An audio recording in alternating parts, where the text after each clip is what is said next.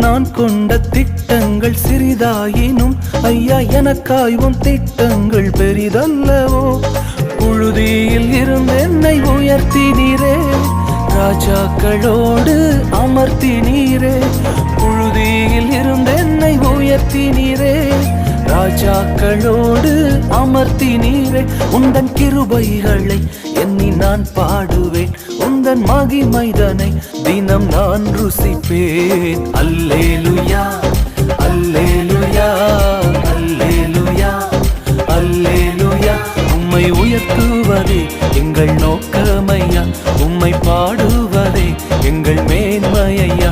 உம்மை உயர்த்துவதே எங்கள் நோக்கமையா, உம்மை பாடுவதே எங்கள் மேன்மையா.